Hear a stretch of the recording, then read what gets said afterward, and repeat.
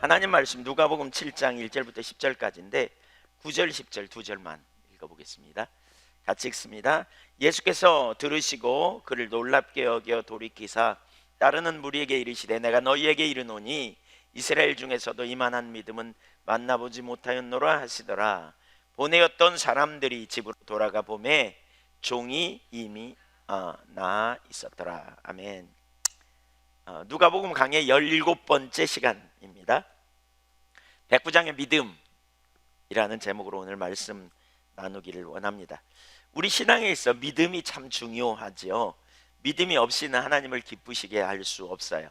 히브리서 11장 6절에 믿음이 없이는 기쁘시게 못하나니 하나님께 나아가는 자는 반드시 그가 계신 것과 또한 그가 자기를 찾는 자들에게 상 주시는 이심을 믿어야 할지니라 라고 말씀합니다. 믿음은 우리 자신을 신뢰하지 않고 하나님을 신뢰하는 것입니다. 저는 믿음을 이렇게 설명할 수 있다고 봅니다. 그 그림을 좀 올려주세요. 왜 서커스 고개 할 때 그네를 타는 사람이 자기가 붙들고 있던 그네를 놓고 돌아서서 저쪽에서 마중 나오는 사람의 손을 잡는 것과 같아요. 그러니까 육체를 의지하던 것을 놓고 돌아서서 육체를 의지하는 그네를 놓고 돌아서서 저쪽에서 마중 나오는 예수님의 손을 붙드는 거예요. 이건 제가 남아공에 가서 이렇게 설명했더니 거기 선교사님 한 분이 이렇게 그려주셨어요. 그렸어요. 그래서 제가 부탁을 했어요. 이걸 저한테 좀 보내달라고. 너무너무 기가 막힌 것 같아요. 이게. 육체의 그네를 놓고 그리스도를 붙드는 것. 네, 곧 이전에 성공했던 내 능력을 의지하던 것에서 내 경험 또 세상의 논리에 기초한 이성적 이해와 방법을 다 내리고 주님 자신과 주님의 말씀을 신뢰하고 따르는 것, 이게 믿음입니다. 즉 이전에 성공했던 내 능력을 의지하던 것에서 그리고 내 경험, 세상의 논리에 기초한 그런 것들 다 내리고 예수 그리스도를 따르는 것. 예를 들면 내가 믿음이 없을 때는 모든 일을 내가 하려고 했고 또 내 노력으로 하려고 합니다. 그러다가 할 수 없게 될 때, 절망할 때에 믿음이 있으면 내가 할 수 있는 그것을 절망했지만 믿음이 있으면 내가 할 수 없을 그때에 그것을 가지고 주님께 나아가 주님의 도우심을 의지하여 주님의 능력으로 사는 것이지요. 세상적으로 도저히 답이 없지만 주님의 능력을 의지하고 주님께서 말씀하시면 그대로 이루어질 것을 신뢰하여 가는 것입니다. 의심 없이 그냥 주님을 믿는 것입니다. 뒤에 가서 좀 더 살펴보도록 하고요. 오늘 본문의 백부장이 그런 사람이었습니다. 그는 이방인이고요. 로마의 백부장이었어요.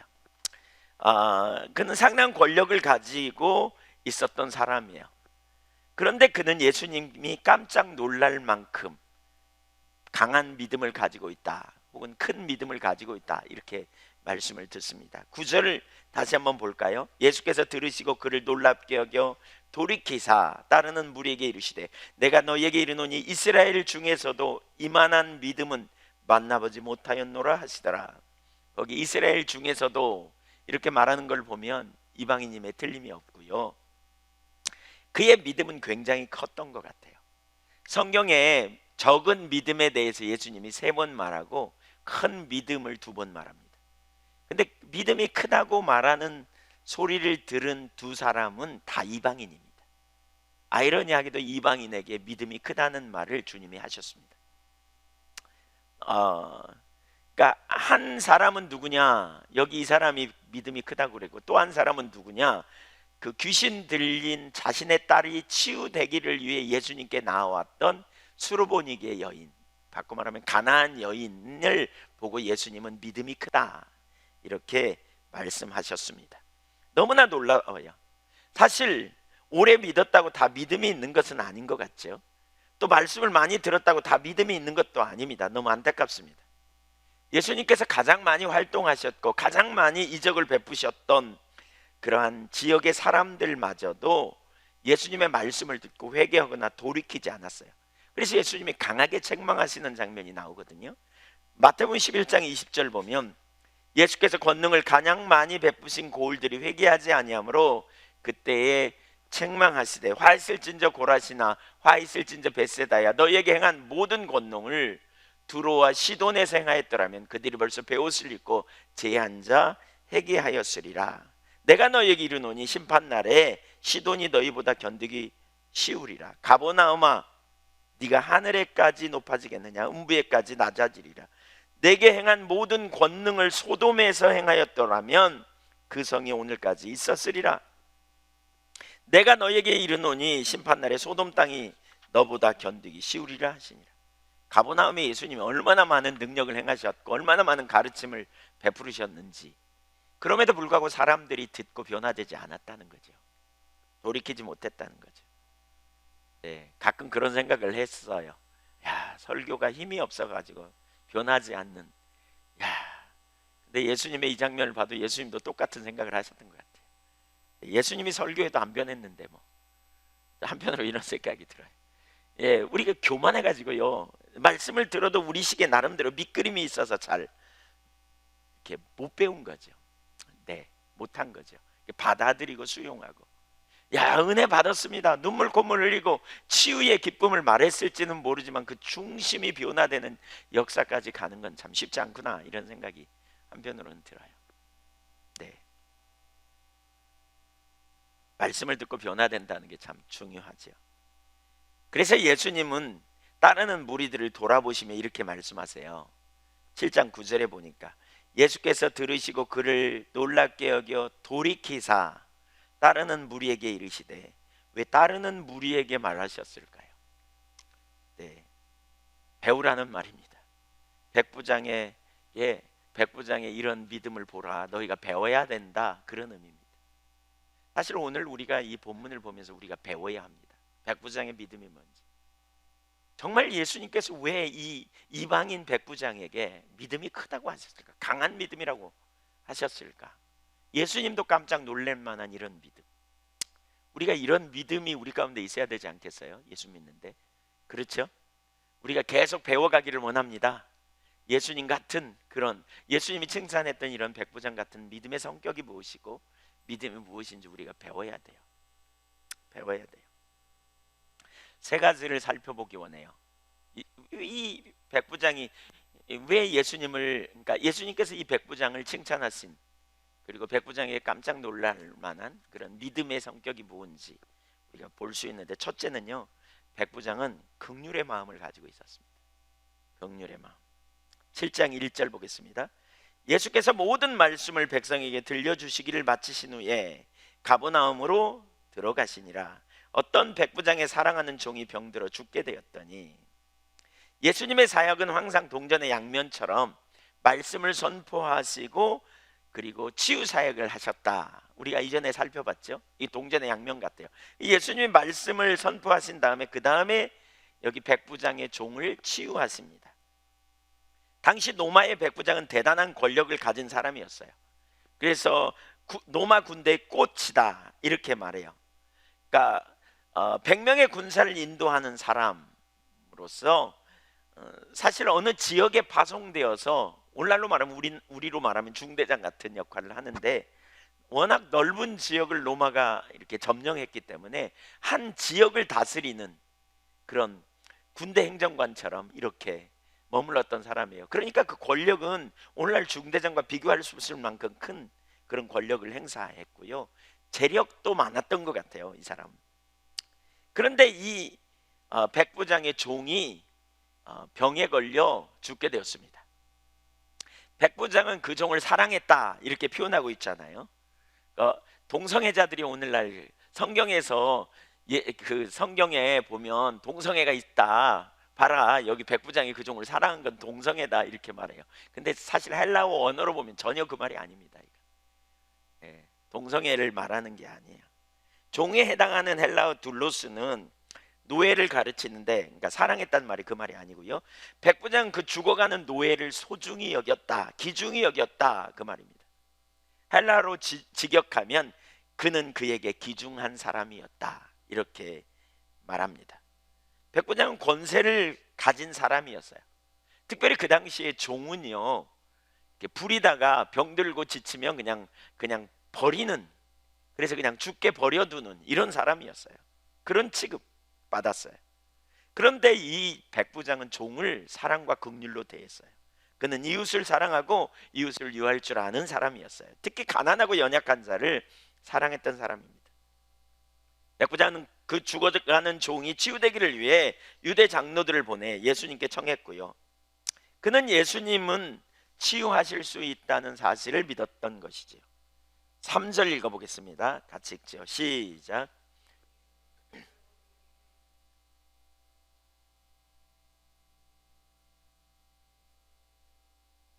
물론 우리가 참 이기적이잖아요. 많은 경우에 내 문제 나만 아니면 된다, 뭐 이런 의식을 갖는데 백부장은 그 종을 참 귀하게 여겼어요. 그래서 그를 구해달라고 간구합니다. 저는 이 오늘 본문을 가만히 묵상하다 보니까요, 이 백부장이 참 예수님 닮은 것 같더라고요. 예수님 닮았어요. 그 주님 보시기에 우리가 종과 같은 존재, 노예 같은 존재, 뭐 그래서 우리는 그런 표현하잖아요. 벌레만 또 못한다, 뭐 이런 표현하잖아요. 하나님의 관점으로 볼 때 우리가 얼마나 연약한 존재요, 보잘것없는 존재인지. 그뿐 아니라 우리는 죄와 사단과 사망의 종노릇 가운데 죽어가는 존재입니다. 그런데 그 백부장이 그 종을 귀중히 여긴 것처럼 예수님도 우리를 귀중히 여겨주시고 우리를 위해 십자가에 달려 죽으심으로 우리에게 영원한 생명을 주셨습니다. 사실 이 백부장은 죽어가는 그 종을 무관심하게 내버려 둘 수도 있을 것입니다. 그러나 그 종을 사랑했고요, 귀중히 여겼습니다. 이 종이 주인을 사랑하는 것과는 다른 차원입니다. 이 종이 백부장을 사랑하는 것과는 다른 차원으로 백부장이 종을 사랑했기 때문에 그 종이 귀하게 여김을 받게 된 거죠. 그래서 그를 살리기 위해 예수님께 나간 것입니다. 바꿔 말하면 그 종의 문제를 자신의 문제로 여긴 것입니다. 자신의 문제로 받아들였어요. 그래서 해결책을 찾는 가운데 예수님의 소문을 들으면서 예수님은 치유하실 수 있으실 것이라는 믿음을 가지고 갔습니다. 예수님도 그러시죠. 우리가 죄 가운데 죽어가는 것을 내버려 두셔도 됩니다. 무슨 심판, 그러니까 무슨 상관이겠는가요? 그러나 우리를 사랑하시고 우리를 위해 해결책을 찾기 위해 친히 십자가에 달려 죽으심으로 저와 여러분을 구원해 내신 것입니다. 요한복음 2장에 보면 가나의 혼인잔치집에 예수님이 제자들과 함께 가셨잖아요. 그때 그 집에 포도주가 떨어졌어요. 그러자 예수님의 어머님 마리아가 예수님께 포도주가 떨어졌다 그랬더니 그 일이 나와 무슨 상관이 있냐고 예수님이 이렇게 말씀하시지요. 그렇지만 긍휼에 풍성하신 하나님은 상관없는 일에 상관하셔서 그 집에 물로 포도주를 만들어서 그 잔치가 계속될 수 있도록 도와주셨죠. 그런 것처럼 상관없는 우리를 사랑하시고 상관없는 일에 상관하셔서 우리의 모든 죄를 담당하셔서 십자가에 달려 죽으심으로 우리에게 영원한 생명을 예수님은 주셨습니다. 그리고 부활을 승천하신 예수님은 지금도 하늘 아버지께 우리를 위해 간구하고 계십니다. 아버지는 그 기도를 들으시고 우리를 도우시고 건지시며 승리케 하실 것입니다. 우리를 도우실 뿐만 아니라 우리를 보호하시고 우리를 지켜주시고 우리로 하여금 놀라운 승리를 얻게 하신 분이 예수님이십니다. 로마서 8장 34절 보면 이렇게 말합니다. 같이 읽어볼까요? 시작. 누가 정죄하리요 죽으실 뿐 아니라 다시 살아나신 이는 그리스도 예수시니 그는 하나님 우편에 계신 자요 우리를 위하여 간구하시는 자시니라. 예수님이 어떻다고요? 우리를 위하여 죽으셨을 뿐 아니라 다시 살아나셨다. 그리고요 하나님 우편에서 저와 여러분을 위해 중보기도 하고 계신다. 제가 가끔 이런 생각을 한 적이 있어요. 어떤 데는 낙심되고요, 낙심될 때도 있잖아요. 주님 따라가다 보면 어떤 데는 혼돈에 빠질 때도 있잖아요. 근데 희한하게 얼마 안 가서 다시 회복이 일어나요. 어느 날은 문득 이런 생각이 들더라고요. 하나님이 나를 위해 중보기도 하고 계시는구나. 예수님이 나를 위해 중보기도 하고 계시는구나. 주님의 기도는 반드시 응답되죠. 우리가 그의 뜻대로 구하면 들으신다 그랬기 때문에 주님이 여러분을 위해 중보기도 하고 계세요. 별로 안 좋으신가요? 예, 왜 짜증나게 왜 중보기도해? 뭐 이런가요? 네, 너무 신나는 일이잖아요, 그렇죠? 네, 주님이 여러분을 위해 중보기도 하고 계신다. 너무 신나는 일이죠. 예. 하나님 보좌 우편에서 하나님 제 좀 보세요. 제가 늘어졌어요. 은혜가 필요해요. 하나님 제가 혼돈에 빠졌어요. 은혜가 필요해요. 여러분 안에 누군가를 통해서 자극이 오거나 여러분 누군가를 통해서 아니면 이렇게 마음으로 이렇게 하나님의 은혜가 밀려오는 어떤 깨달음이 되거나 그럴 때요 하나님 중보기도의 결과예요. 주님이 중보기도 하셔서 그래요. 그때 믿음으로 속히 반응하고 일어서세요. 그래서 로마서 8장 37절에 보면 이 모든 일에 우리를 사랑하시는 이로 말미암아 우리가 넉넉히 이긴다 이렇게 말합니다. 사랑하시는 주님이 우리를 그냥 두지 않고 역사하시기 때문에 백부장 그는 자신의 종의 문제를 자신의 문제로 여겼습니다. 긍휼의 마음, 사랑하기 때문에 하나님이 우리를 사랑하시기 때문에 자신의 독생자를 아끼지 않고 내어주신 것처럼 백부장은 그 종의 문제를 가지고 자신의 문제로 여겼습니다.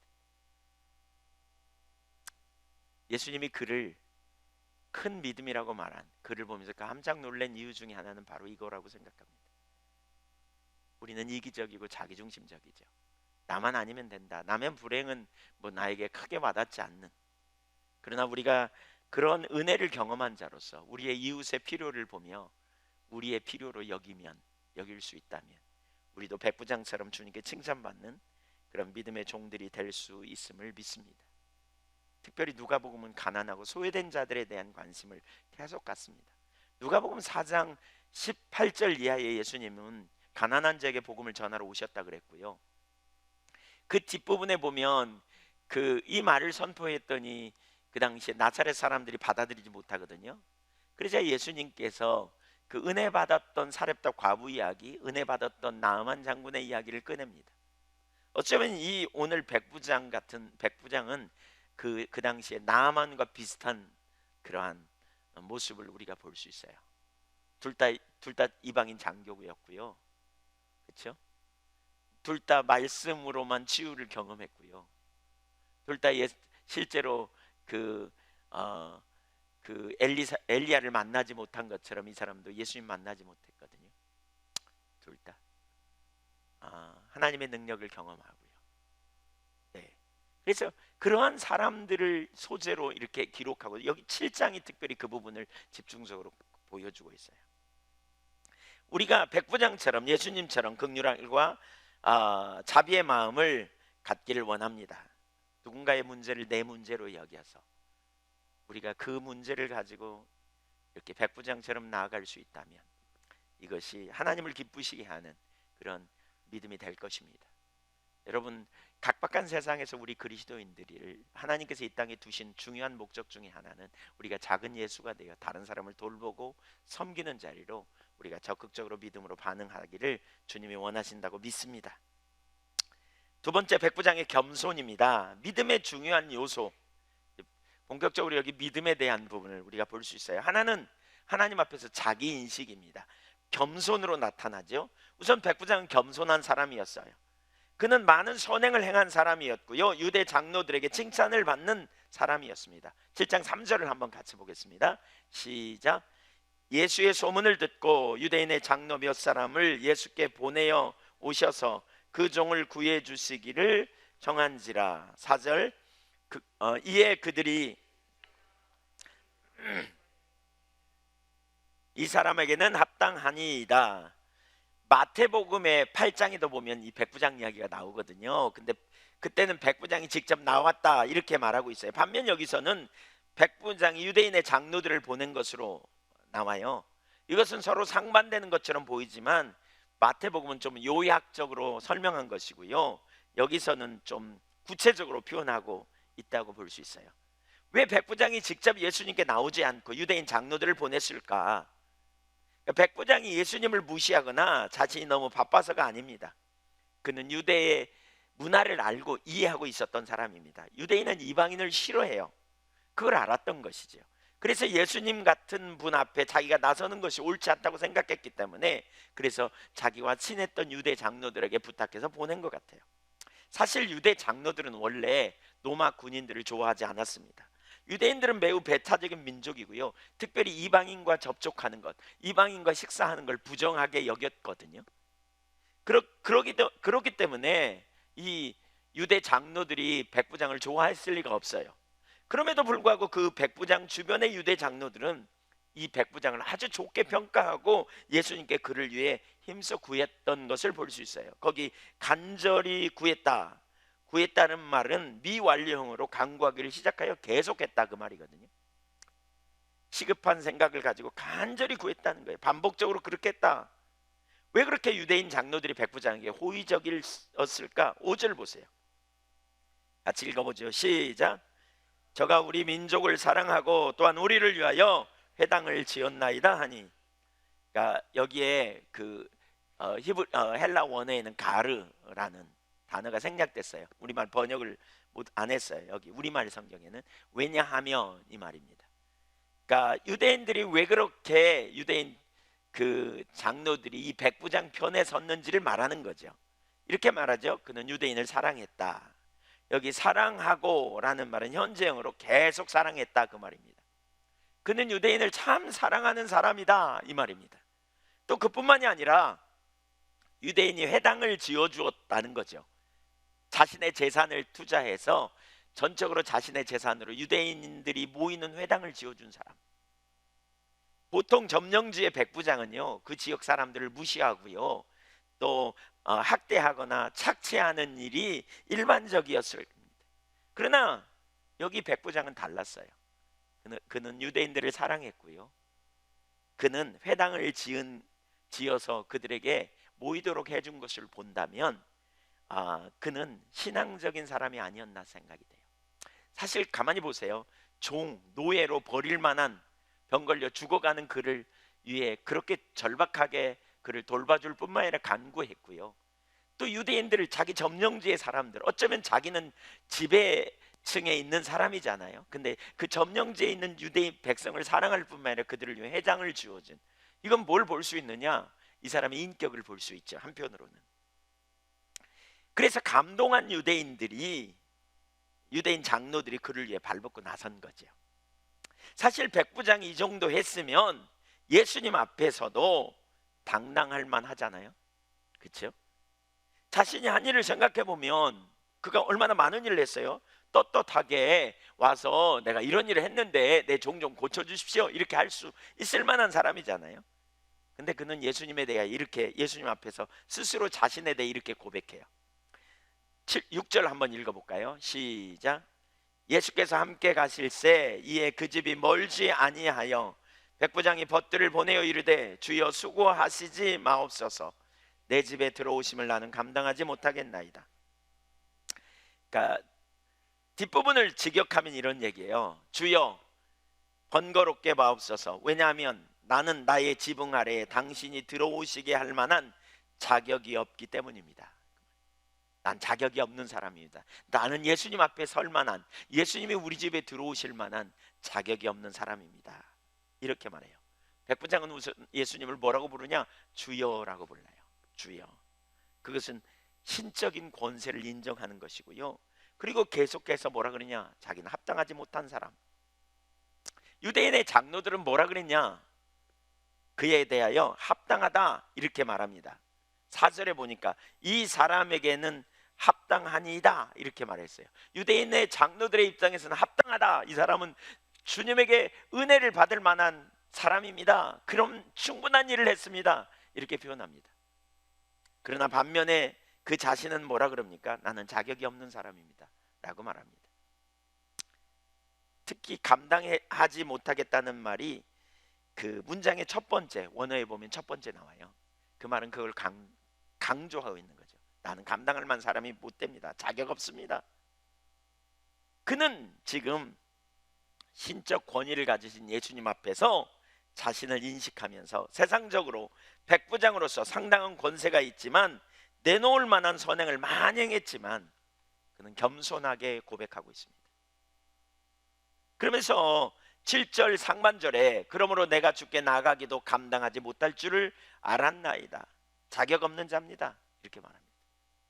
그의 믿음이 큰 한 가지 이유가 여기 있습니다. 여러분, 우리는 보통요 우리가 한 선행, 우리가 한 행위, 사람들의 평가 이런 걸 꽉 붙잡습니다. 사람들이 나에게 이렇게 말해, 내가 이런 행동을 했어, 내가 이렇게 사람들에게 칭찬받아, 이런 것들을 모아 우리가 어떻게 합니까? 자부심과 우월의식을 가지고 있습니다. 육체를 꽉 붙드는 거죠. 아까 그 그네를 생각해 보세요. 육체의 그네를 꽉 붙든 겁니다. 놓지 않습니다. 그러니까 이 그네를 놓지 않고서는 저쪽 우리를 마중 나오는 예수님의 손을 잡고 갈 수 없어요. 믿음은 나를 의지하는 게 아니라 그리스도를 의지하는 거예요. 근데 그리스도를 의지하는 삶으로 그리스도의 손을 붙드는 자리로 옮겨가야 되는데 그렇지 못하는 거죠. 사실 믿음의 가장 기본적인 요소는 바로 우리 자신의 처지를 인식하는 거예요. 하나님의 관점에서 우리 자신이 보여야 돼요. 우리에게 능력이 있는가? 우리가 정말 하나님을 기쁘시게 할 만한 사람인가? 그렇지 않다는 걸 인식하는 게 얼마나 중요한지 몰라요. 자기를 붙들 수 있는 것들에 초점을 두면 절대로 하나님을 향해 나갈 수 없습니다. 둘은 같이 붙들 수 없어요. 마치 아까 그 고개 그네처럼, 고개 그네와 같아요. 그래서 바울 사도는 빌립보서 3장 3절 이하에 육체의 자랑거리에 대해서 말하는 사람들에 대해서 얘기하면서 나도 자랑할 만한 게 있다. 그런데 7절에 나는 그 모든 것을 해로 여긴다. 7절 8절에서 계속해서 해로 여긴다, 손해로 여긴다. 왜냐하면 내가 그걸 붙들면 그리스도를 놓치기 때문이다. 육체의 그네를 놓아야 그리스도를 잡을 수 있어요. 그리스도를 잡을 수 있어요. 그가 큰 믿음의 사람이 될 수 있었다는 것은 바로 이 겸손함이 기초입니다. 겸손함. 좀 저거 끄면 좋겠네요. 우리가 무엇을 가지고 하나님 앞에 나갈 수 있겠습니까? 우리가 하나님의 관점에서 우리 자신을 바라보면 우리 속에는 어떤 선함이나 능력이 없음을 인식할 필요가 있어요. 우리에게 능력이 있어서 주님 앞에 갈 수 있는 게 아니잖아요. 그러면 하나님의 아들 예수 그리스도가 이 땅에 오실 이유가 없죠. 하나님의 아들 예수 그리스도가 왜 오셨나요? 모든 사람이 죄를 범하였기 때문이다. 문제는 뭐냐? 죄가 뭔지 몰라서 그래요. 문제는 뭐냐? 죄가 안 보여서 그래요. 이 방에 먼지가 가득한 것처럼, 먼지가 있잖아요. 날아다녀요. 안 보이지만, 그러나 빛이 들어오면 보이는 것처럼 하나님께서 깨닫게 하셔야 우리가 죄인임을 알지요. 그리고 예수 없이는 안 되는 걸 인식하죠. 그래서 우리 자신을 의지할 게 없다는 사실을 우리가 발견하고 그리스도를 의지하는 것, 이게 참 신앙입니다. 그 겸손의 자리에 있는 사람이 진정으로 예수님을 의지하게 됩니다. 이걸 깨뜨리기 위해서 하나님은 때때로 우리가 신앙생활을 하면서요, 한계를 경험한 자리로 우리를 이끕니다. 때때로는 은혜도 경험하고, 때때로는 말씀도 깨닫고, 때때로는 기도할 때 응답도 경험하고, 우리가 너무 신나잖아요. 그런데 어떤 순간 신앙생활 하다 보면 우리가 할 수 없는 한계를 딱 부딪힙니다. 이때 많은 사람들이 그 한계에 부딪히면 자기를 보고 문제를 바라보고 낭망하고 좌절해 버립니다. 이게 반복적으로 경험하면요, 안 된다는 의식이 머릿속에 가득합니다. 문제는 그 의식이 가득한 사람은 하나님을 향한 기대도 열정도 열망도 없어요. 하나님을 향한 기대도 없어요. 예배당에 와서 주님의 말씀을 듣지만 말씀이 육신이 되고 우리 삶을 이끌고 우리의 삶에 변화가 일어날 것에 대한 기대가 별로 없어요. 문제가 있지만 그 문제를 단번에 주님이 오셔서 변화시키실 것에 대한 기대감이 별로 없어요. 한계 아래 눌리면요. 근데 바로 그런 순간에 우리가 뭐 해야 되느냐? 나를 보지 않고요, 사실 주님이 우리를 한계 가운데 인도하시는 이유는 우리의 힘이 아니고 바로 주님의 능력을 의지하도록, 우리의 한계를 경험하고 철저하게 우리로 겸손케 하려고 한계 아래 인도하시는데, 많은 사람이 그 한계 아래서 눌리고 한계 아래서 안 된다는 의식으로 사로잡히고 예수 믿기 어렵다는 의식에 사로잡히고, 그래서 그냥 그 밑에서 산다니까요. 마을을 이루고 도시를 이루고 살아요. 왜? 한계 너머에 주님의 능력을 보지 못하니까. 그러니까 거기서부터 적당히 신앙생활 하는 거죠. 해봐도 안 돼도만 자꾸 이러면서. 예수님은 우리의 구원을 위해서만 오시지 않았어요. 영혼 구원을 위해서만 오시지 않았어요. 예수님은 저와 여러분이 구원받은 이후에 이 땅에서 주님의 백성으로서 주님 나라 가기까지 동행하시고요, 세상 끝날까지 우리와 함께 하셔서 우리에게 지혜와 거룩함과 의로움과 구원함이 되시고, 예수님은 우리에게 원더풀 카운셀러가 되시고, 예수님은 우리에게 길과 생명이 되셔서 영원한 날까지 우리의 능력이 되심을 믿으시기 바랍니다. 그게 갈라디아서 1장 20절의 삶이에요. 내가 그리스도와 함께 십자가 못 박혔다. 내가 사는 게 아니다. 이제 나는 나를 위하여 나를 사랑하사 자기 자신을 버리신 하나님의 아들을 신뢰하는 믿음 안에서 사는 것이다. 한계를 부딪힐 때 우리는 뭐 해야 돼요? 낭망하고 좌절하고 절망하는 게 아니고 한계 너머의 능력의 주님을 바라보고 주님께 은혜를 구하고 주님을 찾고 가요. 이런 경험을 몇 번 해보면 우리가 어디로 가느냐? 아, 우리가 이룬 거 이거 별거 아니구나. 결국 주님 없이는 아무것도 안 되는구나. 이 겸손은 거기서 나오는 거예요. 거기서. 주님 없이는 안 돼. 내 힘으로 안 되는 거예요. 내가 뭐 좀 이룬 거 주님의 은혜가 아니면 안 되는 걸 깨닫는 거죠. 여러분의 힘으로 되든가요? 안 돼요. 안 될 때 여러분 절망했습니까? 안 될 때 여러분 주님 찾았습니까? 주님의 능력을 의지하여 돌파를 경험해 본 사람은 그 다음에 한계를 만나면 또 돌파를 경험합니다. 안 되는 걸 경험했을 때 낭망하고 좌절한 사람은 그 다음에 문제가 왔을 때도 낭망하고 좌절합니다. 낭만과 좌절을 반복적으로 하다 보면 오래 지나면 뭐예요? 우리 머릿속에 각인됩니다. 말씀대로 살기 어려워. 하나님의 말씀은 어려워. 신앙생활은 어려워.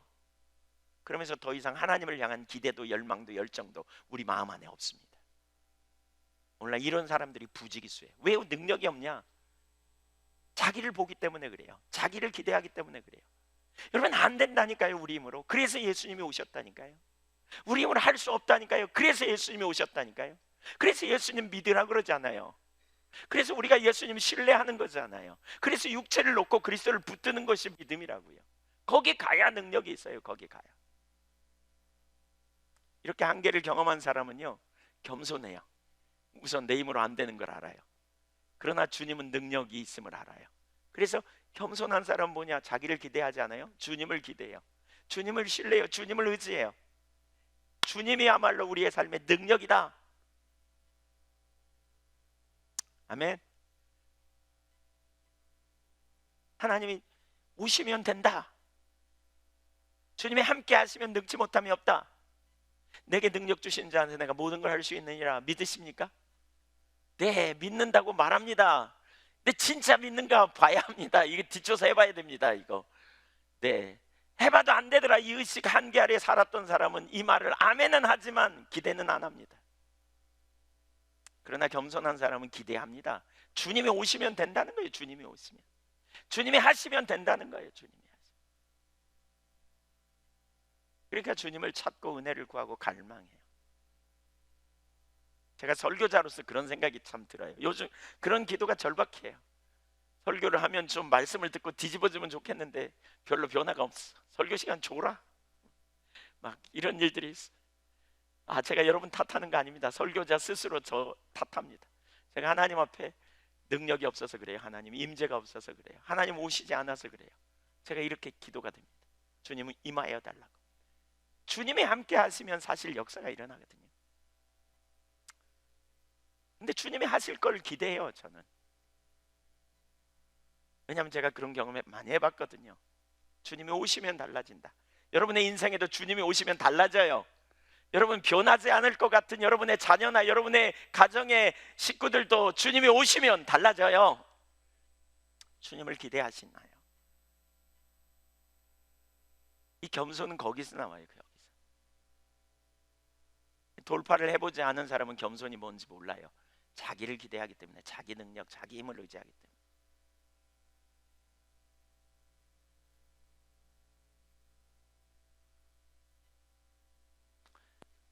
기억하세요. 우리 예수 믿으면 반드시 예수님이 한계를 경험하게 해요. 은혜 많이 받았어요. 너무 잘 됐어요. 근데 은혜 받은 다음 순간에 한계가 와요. 왜 한계가 와요? 우리 힘이 아니라는 걸 깨닫게 하는 거죠. 이게 하나님 다루심이죠. 우리 능력이 아니라는 걸 깨닫게 하죠. 우리 자원으로 아니라는 걸 깨달아요. 근데 여전히 하나님 은혜가 어느 날 갑자기 떨어져가지고 뭔가 막 되니까 내가 잘하는 줄 알아요. 그게 내 능력인지 하나님 은혜인지 잘 몰라. 그렇게 살다가 막 기도응답도 되고 막 어떤 때는 뭐죠 말한 대로 막 역사가 일어나기도 하고 막 그러니까 자기는 진짜 능력이 있다고 착각하는 거죠. 그러다 어느 날 딱 하나님이 우리를 한계, 내 힘으로 할 수 없는 어떤 한계의 자리를 딱 데려다 놓지. 제가 과거에 전도사 때 그랬다 그랬잖아요. 전에 섬기던 신학교 다니면서 전도사 할 때 한 3개월 만에 청년부가 30명인데 60명으로 제가 간지 3개월 만에 늘어났다니까요. 목사님이 그냥 너무 신나가지고 그냥 저한테 아동부 부흥회 강사가 빵꾸 나가지고 그날 아침에 갑자기 분강 막 이 책 저 책 짜집기 하고 막 그래가지고 용판 그려갖고 설교했는데 그날 대박 났다니까요. 목사님이 그 자리에 참여했다가 나중에 그날 깜짝 놀라면서 이전도사 목회 잘할 거야 이런 얘기 하더라니까요. 근데 저도 잘할 거라고 생각했어요. 근데 단독 목회 나와 보니까 그 말이 틀렸다는 걸 증명하는데 오랜 시간이 필요 없더라니까요. 금방 알겠더라니까요. 제가 할 수 있는 게 아무것도 없는 한계를 경험한. 그래서 저는 그 마을은 저하고 안 맞는다고 생각했어요. 근데 시간을 지내면서 생각해 보니까 나를 보내신 분이 하나님이고 내게 사명을 주신 분도 하나님이시고 그 마을의 상황을 하나님이 모르실 리 없고, 그러면 그분이 전략을 갖고 계시겠구나. 그러고 기도하는 가운데 하나님이 전략을 주시고 하나님이 은혜를 부어주셔서 그 마을에서 돌파를 경험해보는, 그게 제가 그 마을에서 사역하면서 저 개인적인 훈련이었던 것 같아요. 근데 이게 필요해요, 여러분. 이게 필요해요. 한계 아래 있지 않고 주님의 능력으로 사는, 우리가 반드시 한계를 경험하게 해요, 하나님께서. 근데 그런 경험을 하고 나서 나중에 보니까 한계 아래에서 마을을 이루고 산다니까요. 한계라는 이 벽 아래서 마을을 이루어 많은 그리스도인이 여기서 살아. 그냥 올망졸망 살아요. 왜? 못 넘어가. 예수 믿기 어렵네, 해봐도 안 되네, 이런 의식으로 꽉 쪄들어가지고 이 밑에 살아. 그리고 많은 사람은 신앙생활 떠나서 늙어서 믿을까 뭐 이런 자리에 가 있기도 하고, 어떤 사람은 좀 믿다가 그런 거죠. 이렇게 에휴 그냥 보고만 해서 자유하지 이러면서 슬렁슬렁 믿는 거죠. 슬렁슬렁 그냥 나름대로 개인적으로 삶에 문제가 없고 경제적으로 문제가 없으면 그냥 하나님 은혜네 그러고 살아요. 근데 하나님을 향한 배고픔, 사모함, 갈망, 기대감은 그 속에 없어요. 주님의 말씀이 그 삶을 이끌어가고 주관하고 통치하는 실제적인 삶의 영역은 없어요. 예배당에 오면서도 주님과 만날 기대감이 별로 없는 상태. 그게 우리의 신앙인가요? 그게 우리 기독교인가요?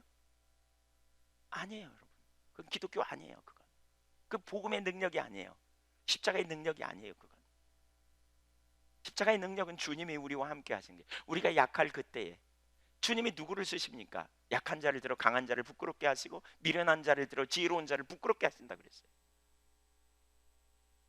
우리가 연약함에도 불구하고 쓰임받을 수 있다는 거예요. 왜? 주님이 오시면 된다는 거예요. 이게 복음이에요. 이게 복음.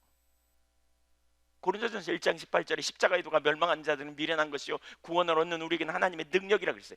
하나님의 능력이, 십자가가 어떻게 하나님의 능력이에요? 그러면서 그 뒤에 바로 26절에 예를 드는 거죠. 미련한 자를 들어, 약한 자를 들어, 가난한 자를 통해 하나님은 그렇지 않은 자들을 하나님이 부끄럽게 하신다. 왜? 이는 아무 육체라도 자랑치 못하게 하려 하심이라. 그러면서 너희는 하나님께로 나서 그리스도 예수 안에 있고, 예수는 그런 너희를 위해 하나님께로 와서 보내심을 받아서 그런 너희를 위해 지혜가 되시고 거룩함이 되시고 의로움이 되시고 구원함이 되신다. 이게 복음의 능력이에요. 이게 복음의 능력. 여러분, 우리가 겸손해야 돼요. 겸손함. 이 겸손함은 아무나 갖는 게 아니에요. 이게 믿음의 기초예요. 이게 믿음의 시작이에요. 나는 답이 없다. 답이 없기 때문에 절망하냐? 아니에요. 답이 없지만 예수님은 그런 나를 위해 오셨다. 예수님은 그런 나에게 처방을 주셨다. 복음은 모든 믿는 자들에게 구원을 주신 하나님의 능력이라 그러죠. 능력이라는 말이 두나미스라는 말입니다. 이 두나미스라는 원어 속에 의미하는 바 중에 하나가 처방이라는 말이 있습니다. 복음은 하나님의 처방입니다. 한계에 부딪히는 우리에게 하나님의 처방입니다. 지혜 없는 우리에게 하나님의 지혜입니다. 복음은 처방입니다. 그래서 우리는 이 복음을 아는 자는 뭐예요? 우겨쌈을 당해도 쌓이지 않습니다. 답답한 일 당해도 낙심하지 않습니다. 한계를 경험할 때 절대로 절망하지 않습니다. 왜냐하면 복음의 능력이니까. 예수 그리스도가 우리의 의요 상급이요 힘이요 소망이 되시니까. 그분이 능력이십니다. 그분이. 약할 때 강함 되시는 이유가 그거예요. 우리는 이 보배를 질그릇에 가진 존재예요. 거기에 있어야 겸손이에요. 이게 믿음의 기초예요. 믿음의 기초. 내가 뭔가 가졌다, 나는 잘 가고 있다, 우리 마음 안에 가득 차고 있으면 믿음을 가질 수 없어요. 나는 잘 가고 있어, 나는 잘 나가고 있어, 사람들이 나를 이렇게 칭찬해, 인정해, 이러면 믿음의 자리에 갈 수 없어요. 믿음의 기초는 겸손이에요. 백부장이요, 엄청난 일을 하였어요. 정말 정말 엄청난 일을 했어요. 그만하면 내놓을 만한 거리 많아요. 그런데 백부장 뭐라 그래요? 나는 감당할 수 없는 사람입니다. 나는 자격이 없는 사람입니다. 예수님 앞에 이렇게 섰습니다. 이게 큰 믿음의 기초입니다. 세 번째, 백부장의 믿음의 과정과 성격. 여기 백부장의 믿음의 성격을 볼 수 있습니다. 네 가지를 볼 수 있는데, 첫째, 믿음은 들음에서 납니다. 백부장이 어떻게 예수님에 대한 믿음을 갖게 되었을까? 3절을 보십시오. 그는 예수의 소문을 들었다. 예수의 소문을 듣고 이렇게 말하죠. 백부장은 예수님에 대해 들었습니다. 아마도 예수님이 선포한 말씀도 들었던 것 같고요, 예수님의 치유 사역도 들었던 것 같습니다. 본문 1절, 우리 그 성경 1절을 보십시오. 거기 보면 그걸 비교해 보겠습니다. 본문 1절을 보십시오. 이걸 직역하면 이렇게 말합니다. 원어를 직역하면, 그가 그의 모든 말씀들을 백성들의 귀들에 가득하게 하신 후에, 여기 마치신 후에, 그 말을 가득하게라는 의미입니다. 그게, 그러니까 예수님이 설교를 조금 했냐? 길게 하셨어요. 많이 하셨다, 그 말입니다. 네. 설교 조금 하는 게 좋으시죠? 네. 예수님 많이 하셨어요. 여기 가득하게 하셨다. 네. 말씀을 자꾸 들어야 돼요, 여러분. 말씀을 들어야 믿음이 생깁니다. 로마서 10장 17절에 그러므로 믿음은 들음에서 나며 들음은 그리스도의 말씀으로 말미암느니라. 어제 제가 극동방송 전도 생방송 했었거든요. 어제 거기에 이제 생방송에 참여했어요. 사실 예기치 않게 갑자기 저한테 좀 참여해달라 그래서 제가 1시간 가서 같이 참여하면서 느낀 점이 있어요. 극동방송을 들으면 이런 말을 자주 해요. 극동방송을 듣게 하십시오. 기적이 일어납니다. 그 말이 무슨 말인지 전에는 몰랐는데 어제 가서 보니까 이해하겠더라고요. 그러니까 전도 생방송을 하면서요, 집중적으로 하루 종일 전도 메시지를 전하는 거예요. 계속. 그러니까 미리 얘기해가지고 그 불신자들에게 이렇게 듣게 하는 거예요. 막 가족들이 이제 자기 남편도 듣게 하고 막 이렇게 듣게 해요. 듣게 했던 것 같아요. 그러면서 많은 사람들이 문자를 와요. 이렇게 문자를 보내면서, 야, 뭔가 힘이 있는 것이 깨달아진다. 뭔가 능력이 있는 것처럼 느낀다. 뭔가 울컥한다. 극동방송을 듣다 보니까 옛날 하나님을 떠났는데 다시 돌아와야 되겠다고 생각한다. 제가 그걸 보면서 확실히 알았습니다. 믿음은 들음에서 난다. 들어야 된다. 기회가 있는 대로 사실 말씀을 우리가 들어요. 확실히 믿음은 들음에서 나요. 말씀을 듣는 게 참 중요해요. 이 백부장은 예수님의 소문을 들었어요. 말씀도 아마 들었을 거예요. 예수님 이런 말씀을 해, 직접 듣진 않았겠지만 이렇게 간접적으로 들었을 거예요. 특별히 백부장은 그 사람들이 혹시 소요 사태를 일으키는지 이런 것들도 주시하는 임무가 있었을 거거든요. 그러니까 사람들이 모이고 누군가 뭐 이슈들에 상당히 관심을 가졌을 거예요. 그래서 무슨 말 하더냐 이렇게 들어보지 않았을까 싶어요. 믿음은 들음에서 나요. 두 번째, 믿음으로 행동했습니다. 백부장은 자기가 믿는 대로 곧 예수님이 치유하실 수 있음을 믿었기에 예수님께 유대 장로를 보내기도 하고 벗을 보내기도 합니다. 믿음은 말하는 것에 머무르지 않습니다. 믿음은 행동으로 구체화됩니다. 믿음은 믿는 바대로 행하는 것입니다. 야고보 기자는 이렇게 말하죠. 2장 17절에 이와 같이 믿음은 행함이 없는 믿음은 그 자체가 죽은 것이다. 26절 영혼 없는 몸이 죽은 것 같이 행함이 없는 믿음은 죽은 것이다. 영혼이 행함과 같다는 거예요. 믿음에 몸에 영혼이 중요하잖아요. 근데 믿음에는 행함이 중요하다, 그 말입니다. 오늘날 하나님의 사람들이 능력이 없는 이유가 뭐냐? 믿는다고 말하면서 실제로 살지 못하기 때문이에요. 제가 보니까 그러더라고요. 지식으로 알면 입으로 말하고요, 마음으로 알면 삶으로 나와요. 성령의 조명이 필요해요. 그러니까 안다는 것을 우리가 잘 깨달아야 돼요. 하나님을 안다, 인격체를 안다, 이런 표현을 할 때 야다라는 말, 기노스코, 헬라어로는 기노스코, 또 히브리어로 다하트 이런 표현이 있는데 이건 체험적인 지식으로 안다는 거예요. 성령의 조명으로 깨닫는 일이 일어나야 실제가 돼요. 우리가 믿는 대로 살아야 돼요. 가만히 생각해 보세요, 여러분. 여러분이 믿는 하나님이 누구이십니까? 하나님은 어떤 분이십니까? 하나님이 기도 응답을 하실 걸 믿으십니까? 우리의 문제를 알고 계시며, 우리의 머리털 하나까지 세신 바 되시며, 우리의 모든 상황을 가장 완전한 길로 이끄시는 분이심을 믿으십니까? 저는 하나님의 성품이 참 중요하다고 생각해요. 믿음의 대상은 하나님의 성품이잖아요. 사랑의 하나님. 사랑하면 뭐예요? 가장 좋은 걸 주고 싶어요. 사랑하면 나를 위해해요. 그렇죠? 전지하세요. 모르심이 하나도 없어요. 내 필요, 내 상황 다 아세요. 그분은 또 능력이 있어요. 과거에 저희 아들이 벌소해가지고 죽어갈 아주 심각한 상황이에요. 제가 막 놀랬더니 거울을 보면서 나 죽냐고 이렇게 막 하면서 울어요. 병원에 갔더니 유독하다고 큰 병원으로 막 데리고 가래요. 그 제가 큰 병원으로 데리고 가라는 말은 안 하고 참 거기서 이렇게 큰일 났다고 막 이러면서 호들갑을 떨면서 겁을 얼마나 잔뜩 주는지. 제가 그날 이렇게 아이를 병원에 눕혀놓고 수요 예배를 드리려고 돌아오면서 그런 생각이 들더라고요. 하나님은 저는 제 아들의 필요를 알아요. 저는 제 아들을 너무너무 사랑해요. 근데 저기는 능력이 없어요. 근데 하나님은 능력도 있어요. 우리가 진짜 하나님의 이 성품 세 가지만 안다 할지라도 우린 염려할까요? 우린 낭망할까요? 좌절할까요? 우리는 혼자 한숨 쉬고 있을까요? 그 시간에 기도하고 응답하시는 하나님 앞에 나아가 하나님께 처방을 구하고 가지 않겠어요? 필요를 내 스스로 채우기 위해 구하기보다는 믿음으로 우리가 노력하고 힘쓰지만 그러나 필요를 채우시는 능력 있는 하나님을 신뢰하고 가지 않겠어요? 우리가 무엇을 믿는지 자꾸 생각해 보세요. 내가 믿는 하나님이 누구이신지 묵상하는 이유가 거기 있어요. 왜냐하면 그 하나님을 믿으면 우리가 그 하나님께 반응하게 되거든요. 우리가 이 땅에서 승리할 수 있는 비결은요, 믿음이에요.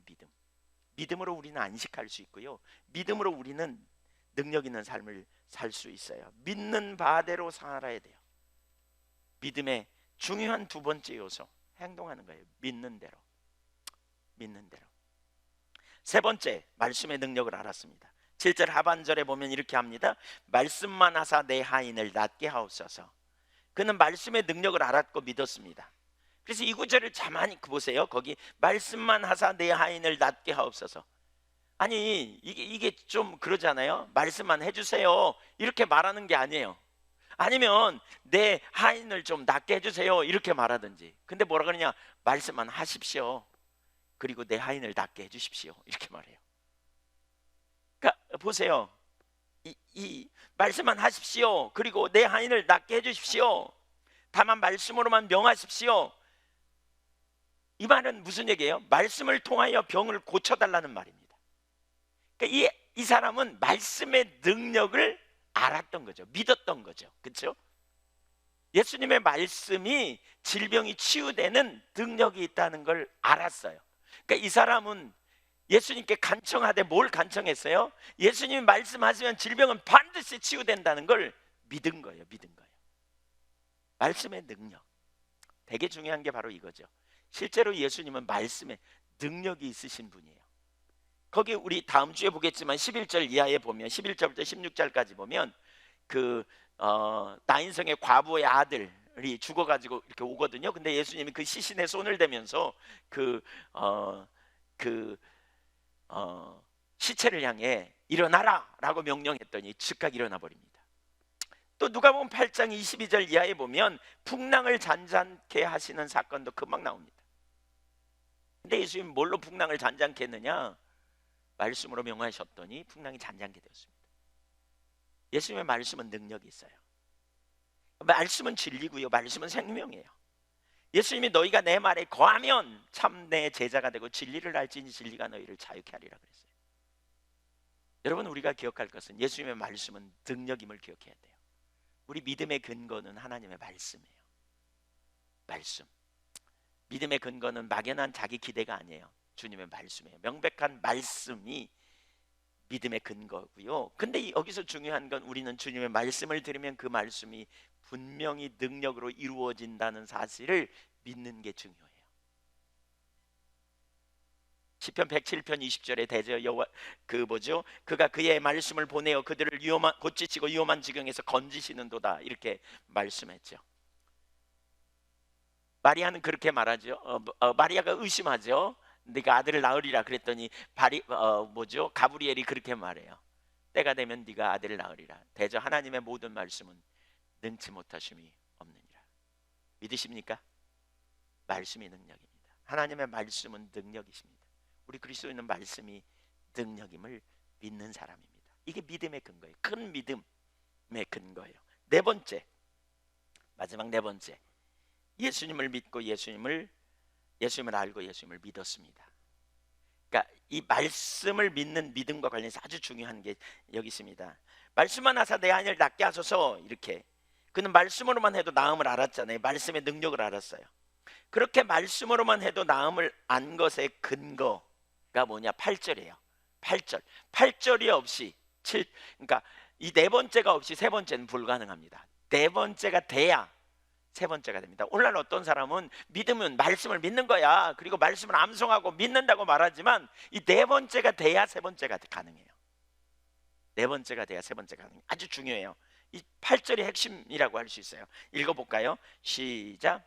나도 남의 수하에 든 사람이요 내 아래에도 병사가 있으니 이더러 가라 하면 가고 저더러 오라 하면 오고 제 정도로 이것을 하라 하면 하나이다. 우선 그가 말한 근거를 잘 보세요. 그는 군인입니다. 그래서 군인의 권위를 이야기합니다. 군인은 권위 아래에 있는 사람들이잖아요. 그렇죠? 그래서 상관이 명령하면 뭐예요? 그 명령대로 움직이고 행동합니다. 그대로 그냥 갑니다. 저 앞에서 포탄이 날아오는데도 불구하고 돌격 앞으로, 그럼 가야 됩니다. 나 살래요 안 갈래요? 그럼 군기가 빠져요. 그거는 그 군대는 망한 군대예요. 군대의 핵심은 뭐예요? 권위예요. 권위. 명령 아래 순종하는 절대적인 권위. 그래서 그걸 전제로 하고 말하고 있는 거죠. 말대로 하면 반드시 움직이고 행동하는 것, 자신이 그 권위 아래에 있어서 그렇게 하고 자기 부하들도 자기의 권위 아래에 있기 때문에 말하면 순종하게 된다는 거예요. 그러면서 이렇게 말하죠. 예수님이 바로 그 권위의 위에 계시는 분이기 때문에 예수님이 말씀하시면 우주 만물이, 예수님이 말씀하시면 질병이 떠나가고 치유될 걸 내가 안다는 거예요. 바로 이 믿음이 필요해요. 이 믿음이. 예수님이 누구이신지, 그리고 예수님의 말씀대로 질병은 순종할 수밖에 없는 권위를 가지신 분이라는 걸 아는 거죠. 이 믿음이 있어야 말씀의 능력을 우리는 믿을 수 있어요. 우리가 믿는 분이 누구이신지를 아는 게 되게 중요해요. 예수님을 높은 권위를 가지신 분으로, 그분의 말씀에 질병이 떠나갈 수밖에 없는 분임을 바꿔 말하면 그분을 알았고 그분을 신뢰하는 자리에 선 거죠. 참 믿음은 우리가 믿는 분이 누구인지 아는 거예요. 우리가 믿는 하나님은 역사의 주관자이시고 생사하복을 주관하시는 분. 주님이 말씀하심으로 세상이 창조됐어요. 그 말씀이 능력이 있는 것은 말씀하신 분에게 있는 거죠. 그 능력이, 그 말씀하신 분의 권세를 전제하기 때문에 말씀이 능력이 있는 거예요. 제가 말하는 것과 예수님이 말하는 건 달라요. 그렇죠? 누가 말하느냐에 따라서 달라요. 그렇죠? 대통령이 말하는 거하고 말단 공무원이 말하는 거하고 영향력이 달라요. 누가 말하느냐, 우리는 그걸 신뢰하지 않아요. 근데 모든 역사의 주관자이신 하나님이 말씀하신다? 그 하나님이 얼마나 능력이 있는가? 그 하나님이 얼마나 완전한 분인가? 이걸 아는 게 되게 중요해요. 이걸 아는 게. 그렇죠? 이걸 이해하는 게 우리 가운데 핵심이에요.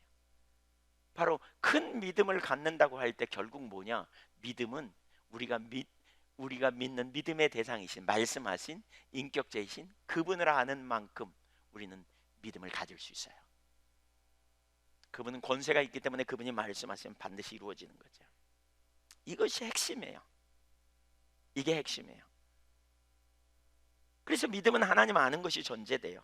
우리가 하나님을 아는 만큼 신뢰할 수 있고, 하나님을 신뢰하는 만큼 그분의 말씀이 육신이 되어 우리 가운데 실제로 우리 눈앞에서 이루어지는 역사를 경험할 수 있죠. 그래서 지속적으로 하나님 알기를 우리는 구해야 돼요. 이 시간 지혜와 계시의 성령을 주셔서 우리 모두가 하나님을 더 많이 알 수 있기를 축복합니다. 이게 그의 믿음의 핵심적인 부분이에요. 군인으로서 명령하면 시행되는 그 일, 권세자이신 예수님이 말씀하실 때 능치 못함이 없는 그분은 완전한 능력을 가진 하나님. 백부장이 큰 믿음을 가진 것은 바로 예수님을 하나님으로 본 거고요. 그분의 권세를 이해했어요. 우리가 믿는 하나님이 누구이십니까? 우리가 믿는 하나님을 우리가 알아야 될 이유가 여기 있죠. 하나님은 능치 못함이 없는, 하나님은 완전한 하나님이에요. 그래서 그 하나님을 추구함 책을 쓴 에딘 토저는 우리 그리스도인에게 그 능력이 없는 주된 이유는 하나님을 모르기 때문이다 라고 표현하죠. 하나님을 아는 것과 같은 그러한 핵심적이고 중추적인 교리를 다른 많은 중요한 교리들과 함께 한번 쑥 훑어보고 창고에 집어넣고 잡동사니 취급하기 때문에 능력이 없다는 거죠. 하나님 아는 일은 계속 우리가 자라가야 돼요. 계속 성숙해 가야 돼요. 성숙해 가야 돼요.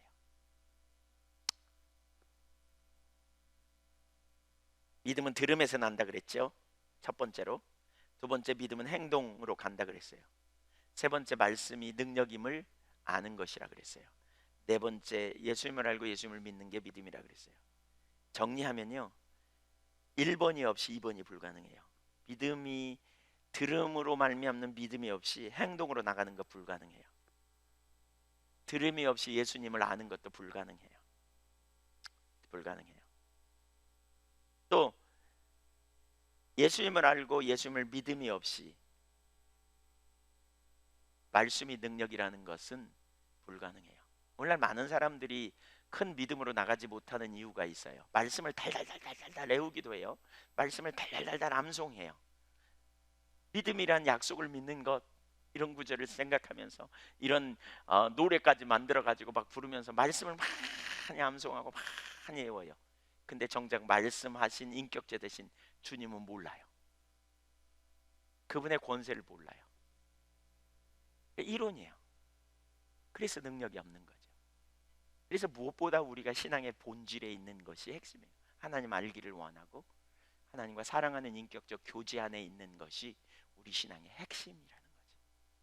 큰 믿음은 결국 계속 하나님 알기를 구하고 하나님을 사랑하는 가운데 친밀한 교제 가운데서 이론적인 지식에 머무는 게 아니라 계속 실제적인 자리로 나아가는 만큼 우리가 하나님을 알고 하나님을 사랑하는 자리에서 그분을 아는 만큼 그분의 말씀이 우리의 삶의 실제가 되고 능력이 되죠. 그래서 믿음은 자라는 거죠. 하루아침에 믿음이 주어지지 않아요. 하루아침에 믿음이 쑥 오지 않아요. 물론 은사로서의 믿음이 있어요. 이 산을 명하여 바다에 던지우라 해도 던지운다, 이런 믿음이 있죠. 은사로서의 믿음. 그냥 확신이 나 안에 드는 거예요. 근데 그 믿음이 있다 그래서 우리가 그 다음 순간 믿음이 있느냐? 전혀 없을 수도 있어요. 은사로서의 믿음을 구하기보다는 물론 그런 믿음도 필요하죠. 우리가 계속해서 주님 앞에 동행함으로 말미암아, 주님을 알므로 말미암아, 친밀한 교제 가운데서 주님을 경외함으로 섬으로 말미암아 우리의 믿음이 계속 자라나게 되기를 간절히 소원합니다. 아까 그 그림을 마지막으로 한 번 더 보고 마치도록 하겠습니다. 믿음이 뭐냐? 믿음이 뭐냐? 겸손이 필요해요. 그래서 내가 의지할 그네, 지금까지 의지하며 살아왔던 그네를 놓는 거예요. 내가 뭘 의지했어요? 나를 의지했어요. 내 아는 지식을 의지했어요. 지혜를 의지했어요. 내 능력을 의지했어요. 내 자원을 의지했어요. 이거 놓고요, 그리스도를 향해 가는 거예요. 그리스도를 신뢰하는 삶으로 가는 거예요. 너무나 감사하게도 그리스도는 우리를 도우시기 위해, 우리와 함께 하시기 위해 하늘의 권리를 포기하고 우리를 찾으러 오셔서 우리와 동행하시는 분이세요. 그 주님을 믿음으로 의지하여 승리하는, 주님과 내내 동행하는 그 삶이 되기를 축복합니다. 이 그림을 보십시오. 이 그림을 보십시오. 어떤 사람은요, 육체의 그네를 놓고 예수님 손을 잡았다가 다시 육체의 그네를 잡으려고 돌아간 사람이 있습니다. 그러면 죽도 밥도 안 됩니다. 이거 다 추락합니다. 밑에 보세요. 시커멓잖아요. 네, 떨어집니다. 끝까지 주님과 동행할 수 있기를 바랍니다. 끝까지 동행하는 거예요. 끝까지 동행하는 거예요. 주님 손잡고 끝까지. 옆에 사람한테 한번 얘기하세요. 잘해봅시다. 끝까지 동행합시다. 네, 끝까지 주님 손잡고 끝까지 동행해요. 우리 신앙은 동행해요. 살아계신 인격체신 주님을 믿음으로 의지하여 살아가는 그 삶이 돼야 돼요. 저는 우리 모두가 백부장처럼 큰 믿음의 소유자가 되면 좋겠어요. 아멘. 네, 우리 같이 기도하겠습니다.